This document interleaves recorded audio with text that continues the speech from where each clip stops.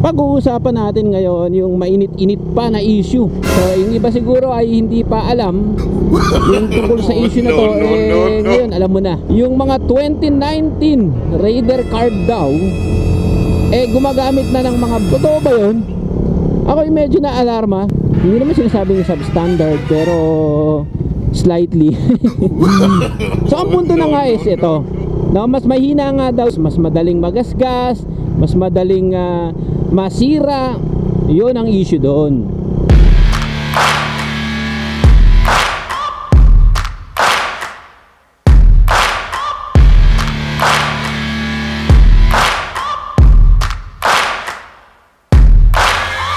Searching for greatness in a sea of the dying and shameless, a sea of the aimless. I don't wanna be one of the nameless. I'ma wake up with the mindset that one day I'm gonna make it, and I don't think I'll be fine if I don't break my limitations.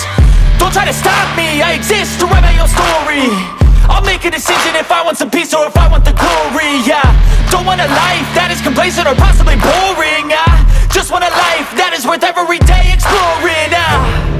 My whole life I just wanted someone who would notice me. My whole life I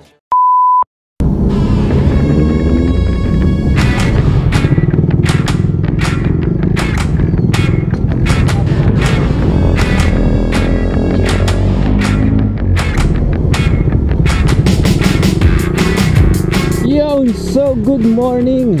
So magandang araw po sa inyong lahat. Muli tayong nagbabalik para sa isang video na naman. Pag-uusapan natin ngayon yung mainit-init pa na issue na kumakalat ngayon sa internet, lalong-lalo na sa Facebook. Marami na rin akong mga napanood na video, mga komento nila patungkol sa issue na to. Wag na natin patagalin, no? Pag-usapan na natin ngayon guys yung issue patungkol sa Raider 150, yung kumakalat na issue patungkol sa tinatawag na black cams. So yung iba siguro ay hindi pa alam yung tungkol sa issue na to, ngayon alam mo na.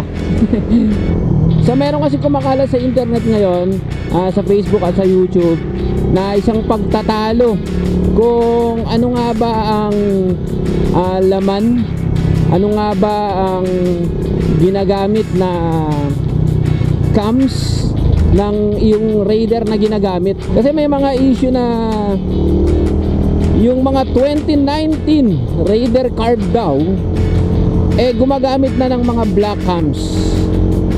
Black cams na daw ang ginagamit, hindi na yung mga original na white cams na kung saan from first gen, second gen, third gen, ang ginagamit daw ng mga yon ay mga white cams na kung saan subok na subok ng matitibay at maaasahan. Pero ngayon daw 2019 onwards, no, lalo na sa mga 2022, 23, sama na natin yung 21 kasi 21 yung gamit natin ngayon, naka black cams na daw. Totoo ba yun? Ako yung medyo na-alarma, no, na nahintakutan. Ano nga ba yung ginagamit kong cams? Pero bago yun guys, bakit nga ba tayo dapat mag-worry? Or hindi nga ba tayo dapat mag-worry? Kasi ang black cams daw, ang number one characteristic daw ng black cams ay mahina. Sabi nga sa ibang term ay mahuna. Ibig sabihin weak, mahina. Hindi naman sinasabing substandard pero slightly. May pagkagano na nga, medyo substandard daw compare sa mga white cams na ginagamit natin ng mga first gen, second gen, na mga older release ng mga Raider 150 carb. Especially mga carburetor to guys ha, kasi ito yung pinag-uusapan natin.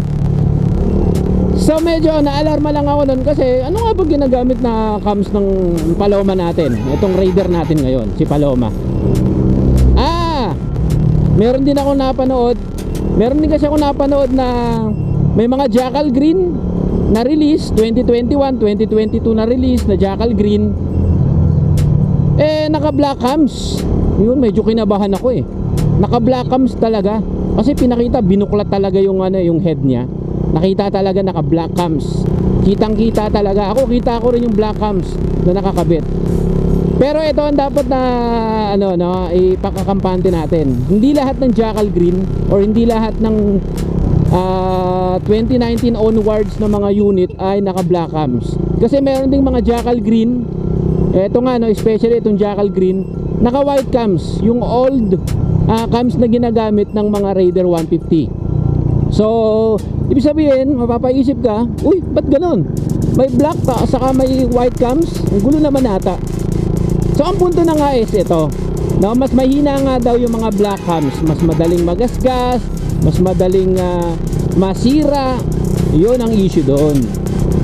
So ngayon, eto lang naman yan guys na wala kayong dapat ipag-alala.